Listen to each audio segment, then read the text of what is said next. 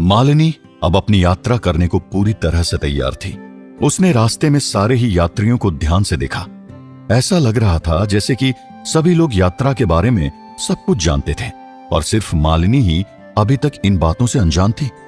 हालांकि मालिनी ने इससे पहले भी इन सारी ही बातों को सुन रखा था, लेकिन शायद आज उसका पूरा ध्यान इन बातों की हर एक सच्चाई पर बारीकी से जा रहा था।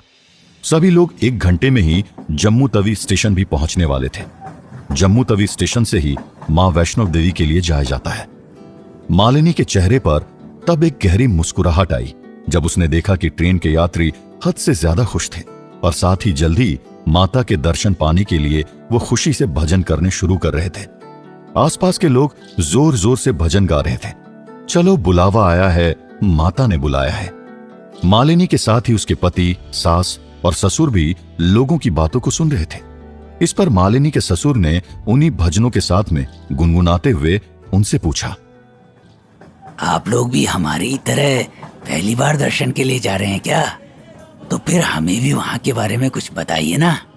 अरे नहीं, हम तो हर साल माता के दर्शन के लिए आते हैं। माँ का बुलावा आना ही उनकी कृपा को दिखाता है।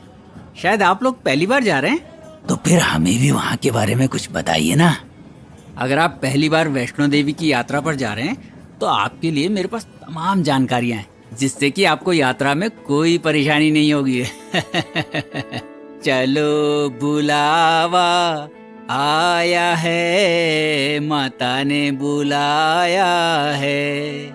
इस भजन को सदियों से वो लोग दोहराते आ रहे हैं जो देश की मुश्किल आध्यात्मिक यात्राओं में से एक माता वैष्णो देवी की यात्रा पर जाते हैं। दुनिया भर के हिंदू धर्म को मानने वाले श्रद्धालुओं के मन में माता वैष्णो देवी के लिए एक अलग ही आस्था है।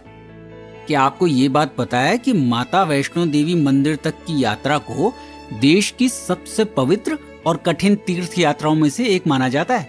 और इसकी वजह ये है कि माता का दरबार जम्मू कश्मीर में स्थित त्रिकूट पर्वत पर एक गुफा में है, जहाँ तक पहुँचने के लिए लगभग 13 किलोमीटर की मुश्किल चढ़ाई करनी पड़ती है। हाँ? 13 किलोमीटर की चढ़ाई? क्या वहाँ सिर्फ पैदल ही चढ़ाई की व्यवस्था है? मेरे पति तो काफी सालों से बीमार हैं। दर्शन के लिए इतनी लंबी चढ़ाई कैसे कर पाएंगे? अरे ऐसा पहले था। सालों पहले सिर्फ पैदल की व्यवस्था थी, लोगों को पैदल ही चढ़ाई करनी पड़ती थी। लेकिन अब ऐसा नहीं है। अब तो बहुत सारी सुविधाएं मुहैया कराई जाने लगी हैं। अब जैसे कि माता वैष्णो देवी तीर्थ स्थान समुद्र तल से 5300 फीट की ऊंचाई पर है और बेस कैंप कटरा से माता का दरबार, जिसे हम भक्त लोग भवन भी कहते हैं, वहां तक पहुंचने के लिए करीब 13 किलोमीटर की चढ़ाई करनी पड़ती है।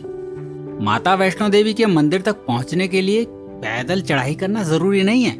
आप चाहें घोड़ा, खच्चर, पिट्ठू या फिर पालकी की सवारी भी कर सकते हैं, जो बड़ी आसानी से कटरा से भवन तक मिल जाते हैं। इसके अलावा कटरा से सांझी छत के बीच रेगुलर हेलीकॉप्टर सर्विस भी मौजूद है। सांझी छत से आपको सिर्फ 2.5 किलोमीटर की पैदल यात्रा करनी होगी।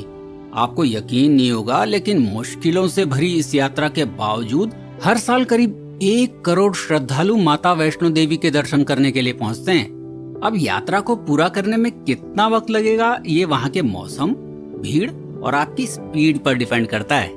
वैसे तो पिछले कई सालों में वैष्णो देवी की यात्रा में कई सुविधाएं जुड़ गई हैं और यात्रा आसान हो गई है। पहाड़ को काटकर प्लेन रास्ता बना दिया गया है। चढ़ाई के दौरान पूरे रास्ते में जगह जगह आराम के लिए शेड्स, वेजिटेरियन खाना, पानी और हर चीज की व्यवस्था है जो 24 घंटे रहती है। क्या आप कटरा के बारे में भी कुछ बता सकते हैं, जिसे आप वैष्णो देवी का बेस कैंप कह रहे थे? जम्मू का छोटा सा शहर है कटरा, जो कि वैष्णो देवी के बेस कैंप के तौर पर काम करता है। ये जम्मू से 50 किलोमीटर दूर है। यात्रा शुरू करने से पहले रजिस्ट्रेशन कराना जरूरी है, क्योंकि रजिस्ट्रेशन स्लिप के बेसिस पर ही मंदिर के दर्शन करने का मौका मिलता है। कटरा से भवन के बीच कई पॉइंट्स हैं, जिसमें बाणगंगा, चार पादुका, इंद्रप्रस्थ, अर्धकुंवारी, गर्भजून, हिमकोटी, सांझी छत और भैरव मंदिर शामिल हैं। लेकिन यात्रा का मिड पॉइंट अर्धकुंवारी है। यहाँ पर भी माता का मंदिर है, जहाँ रुककर लोग माता के दर्शन करने के बाद आगे की 6 किलोमीटर की यात्रा करते हैं। वैसे इसी साल 19 मई 2018 को बाणगंगा से अर्धकुंवारी के बीच एक नए रास्ते का उद्घाटन किया गया है। ताकि मौजूदा 6 किलोमीटर के रास्ते पर श्रद्धालुओं की भीड़ को कम किया जा सके। अक्सर लोग इस बात से कंफ्यूज रहते हैं कि कब जाए वैष्णो देवी। वैसे तो वैष्णो देवी की यात्रा पूरे साल खुली रहती है और यहाँ कभी भी जा सकते हैं, लेकिन गर्मियों में मई से जून और नवरात्रि यानी कि मार्च से अप्रैल और सितंबर से अक्टूबर के बीच पीक सीजन होने की वजह से श्रद्धालुओं की जबरदस्त भीड़ देखने को मिलती है। लेकिन अगर आप मां वैष्णो देवी की यात्रा करने के लिए जाना चाहते हैं तो आपको कुछ खास बातों के बारे में पता होना चाहिए, जिन्हें जानेंगे हम अगले एपिसोड में।